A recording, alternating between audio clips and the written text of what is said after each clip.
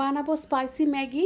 প্রথমে দিয়ে দিলাম টমেটো সস, তারপর দিয়ে দিচ্ছি চিলি সস, তারপর দিয়ে দেব সয়া সস দিয়ে দিলাম, তারপর হলুদের গুঁড়ো, লাল লঙ্কার গুঁড়ো, জিরে গুঁড়ো দিলাম, লাল লঙ্কার গুঁড়ো দিলাম, দিয়ে ভালো করে মিশিয়ে নিলাম।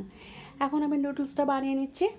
ঠিক আছে, তারপর কড়াইতে নুডলসটা বানিয়ে নেওয়ার পর দিলাম অল্প একটু তেল, পেঁয়াজ কুচি দিলাম অল্প একটু, তারপর দিয়ে দিলাম বেশ কিছুটা কাঁচা লঙ্কা কুচি, যেহেতু স্পাইসি একটু বেশি করে কাঁচা লঙ্কা কুচি দিলাম।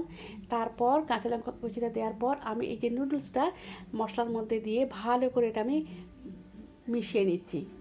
সেই কারণে আমি প্লেটের মধ্যে মশলাটা রেডি করেছি। এই যে ভালো করে মাখিয়ে আমি কড়াইতে দিয়ে দিলাম, দিয়ে এবার আমি ভালো করে নাড়াচাড়া করে নেব। এই যে দেখুন সুন্দর করে নাড়াচাড়া করে নিচ্ছে। তারপর আমি এর মধ্যে দিয়ে দিচ্ছি অল্প একটু ম্যাগি মশলা। তারপর আমি আবারও নাড়াচাড়া করে নেব, হয়ে যাবে আমার স্পাইসি ম্যাগি। তারপর উপরে আমি একটা ডিম সেদ্ধ দিয়ে দিয়েছি। তো আমার স্পাইসি ম্যাগি কেমন হয়েছে জানাবেন।